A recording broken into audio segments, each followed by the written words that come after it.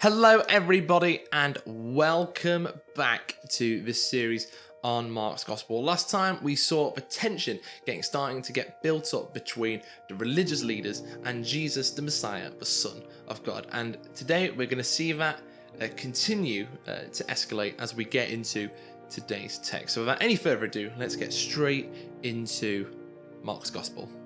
As always, we are going to continue reading from the English Standard Version, and the best version of the Bible is the one that you read. So, without any further ado, verse 13, chapter 2, Mark's Gospel. Here we go.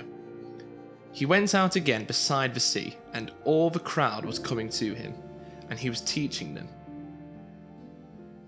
What's different from the four canonical Gospels of Matthew, Mark, Luke and John in comparison to the other Gospels which exist around this time, which are not a part of our biblical canon, Gospels like the Gospel of Thomas and the Gospel of Peter, specifically talking about Thomas in this case, is that they depict Jesus as just a talking head with someone who just spews out teaching as opposed to actually seeing what the person of Jesus is like. And thankfully, this is the Jesus that we do get within Mark's Gospel, not just a talking head that just shoots out knowledge and practical tips and tricks, but rather an actual person who has a relationship with God's creation.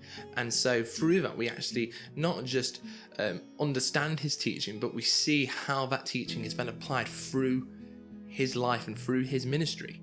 As I've said many times before, most likely Jesus is travelling with his four main disciples, which at this point will be Simon, Andrew, James and John, as since a crowd is following Jesus, those four would most likely be around him, listening to what Jesus is saying to them. It's at this point again, I like to point out Mark's method of telling his narrative. As I've already pointed out already, there's stuff like, the type of language that he uses, as well as the hyperbole.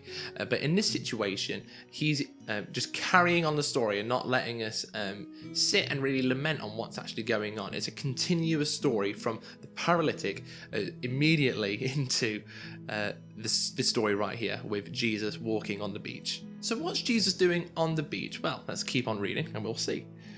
As he passed by, he saw Levi, the son of Alphaeus, sitting at the tax booth. And he said to him, "Follow me." And he rose and followed him. Here we are introduced to disciple number 5. So there we go. That was the last time I'm ever going to say that now. Jesus in the 4. Jesus in the 5 now. The Jesus 5. Oh my days, imagine that band. In the same way how people within the early church have different names, so we have, Simon/Peter, and we have Saul/Paul, and we have Jacob/James. Let's get into that one. Not right now, though. We also have Levi, who is also known within other Gospels as Matthew.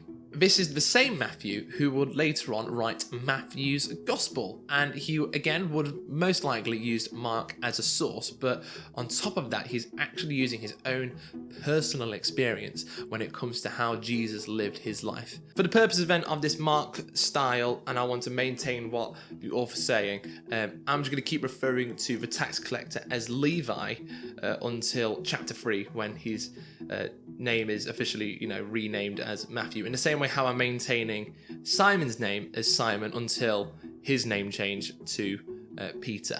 Levi then is a tax collector, and not a tax collector under the Roman jurisdiction, under Roman rule, but because of the reputation that tax collectors have during this time, he may as well have. As we are still in Galilee, the person that was in control of Galilee was not the Romans, well, technically the Romans, but officially under King Herod, the same Herod who has arrested John the Baptist, as we saw within the prologue. And most of the time, Herod would have been taxing just landed property, so places like fields and houses and that sort of thing. As the area of Capernaum was on a lot of other cities, other places' borders, it would not then be a surprise to see a tax collector sitting at their booth waiting to collect that ancient coin. Nevertheless, whether it was a Roman tax collector or a Herodian tax collector or any tax collector in particular, the chances are you weren't going to be looked on very fondly within your community. And so imagine this very popular teacher, this very popular person who's got authority over the demons and over the scriptures, and a large crowd is following him, and Jesus points out this tax collector of all people, and he says, I would like you to follow me, please. And so Levi, possibly overwhelmed with this, does exactly what many of us would do if we felt rejected by everyone in our local community. We just got up and we just followed this person and began to appreciate that we were accepted by this incredible person that we know is Jesus. Levi then abandons his life, despite it being a well-paid job, and he enters into a brand new life of acceptance following Jesus the Messiah. Moving swiftly on then to verse 15, it says, "And as he reclined at table in his house..." Where's the verse? "And as he reclined at table in his house, many tax collectors and sinners were reclining with Jesus and his disciples, for there were many who followed him."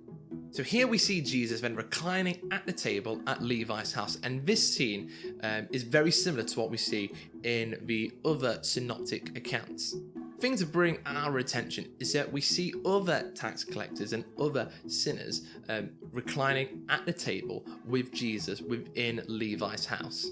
And here we can see a few things happening. The first thing that we see is that Jesus calling Levi, it was not a one-time thing. Instead, it's a permanent thing that he continues to do for not just tax collectors, but as we'll see throughout the gospel, for every single person he comes into contact with. The second thing is that because Levi is absolutely overwhelmed with the response that he's been given from Jesus, that he wants to invite all of his friends, everyone that he knows who don't feel accepted, who feel as though they don't belong either, to come and meet the person of Jesus and see their lives transformed for a better purpose. And so Levi invites his friends over who are labelled within this as tax collectors and sinners by Mark. And if it's any similar to what Levi has been going through, it's easy to conclude then that these people who were rejected by their society have come to accept Jesus and begin to follow his leadership and his teaching. And the scribes of the Pharisees, when they saw that he was eating with sinners and tax collectors, said to his disciples, "Why does he eat with tax collectors and sinners?" Even though we have been introduced to the scribes twice before, first within the first chapter and second within the last scene, this is the first time they are introduced as the Pharisees. The best idea of what we can get about the Pharisees, aside from reading the New Testament, is looking at the historian of Josephus and how they came about and what they kind of believed and what they stood for. But like I said, New Testament's also a good place to start. The term Pharisee then means something which is either distinguished or separated, and when it was beginning to be used as a term or a word, it had a rather derogatory connotation to it, as it was beginning to be used at the time of the Maccabean revolt. However, at the turn of the first century, where we are right now, it had a lot more of a positive outlook, otherwise they wouldn't be describing themselves as that. Pharisees then were a group of people who wanted to maintain the law of Moses, and the best way to do that in their eyes was to make more rules and more laws and regulations to make sure that they don't break them and they won't break the main ones, and that's kind of how they rolled. Despite the Pharisees being seen as the ultimate adversary of Jesus, on theological terms, they agreed on quite a lot of stuff in comparison, let's say, to how the Sadducees and Jesus, argued about certain theological topics. But Jesus and the Pharisees began to be conflicted not on their goals and aspirations, but rather on their inconsistency and hypocrisy on them trying to achieve those goals. So with that being said then, as I've said at the end of the last video, is that we're going to see these two groups be conflicted within each other's spaces throughout the duration of the gospel. And it's been portrayed in a way that, in contrast to seeing Jesus as being the light and being the example, the Pharisees will not be that at all. Going back to the text itself then, we see that the Pharisees are questioning why Jesus has gone into Levi's house, because for them, they wouldn't have even entered into an Israelite house if they didn't know whether the food was ceremoniously washed or whether they've actually tithed the food that they were offering. So bearing in mind they won't go into a common Israelite house, imagine their response if they were invited to go to a tax collector's house. They'd be absolutely appalled at the thought of it alone. And this is what James Edwards kind of says on this topic. The scandal of the story is that Jesus does not make moral repentance a precondition of his love and acceptance. Rather, Jesus loves and accepts tax collectors and sinners as they are. I find this saying very interesting because we see Jesus being the example who loves the people around him despite them making a decision or not. And for us as a Christian then, it's very challenging to try and be an example of that in our day-to-day lives, when it's very easy for us to be a Pharisee, where in the New Living Translation, this phrase, it says, "Why on earth does he eat with this scum?" And this is how this story concludes. "And when Jesus heard it, he said to them, 'Those who are well have no need of a physician, but those who are sick. I came not to call the righteous, but sinners.'"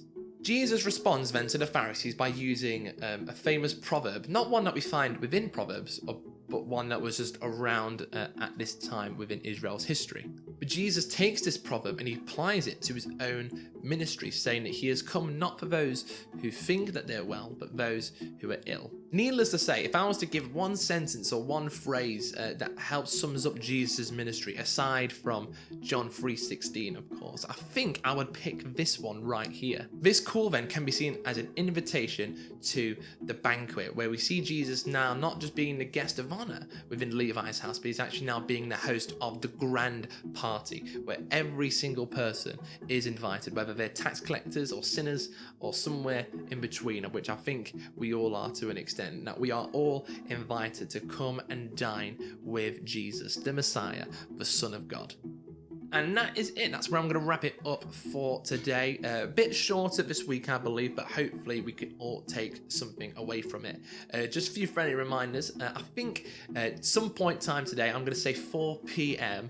I'm going to be going live on my Instagram, if you're not watching this on the IGTV already. And I'm going to be, just chatting about Mark's Gospel up to this point, really. So if you want to stick around, you want to watch that, then be on the lookout for my Instagram, which is @lowquality on the Instagram, and I'll see if I can make it available some way on the YouTube. And also, I don't know if you know, but I also have a blog. Look at that. A very close friend of mine reminded me of it the other day, and I felt a bit humbled by it, because he kind of just said, you got a blog, right? And you can just forward people to the blog. And I was like, oh yeah, I do have a blog. So letting you guys know, I have a blog. You can find it at curtislowblog.com, and there you can see all of my thoughts, whether it's theological or personal, devotional, somewhere in between, and hopefully you can take something away from that.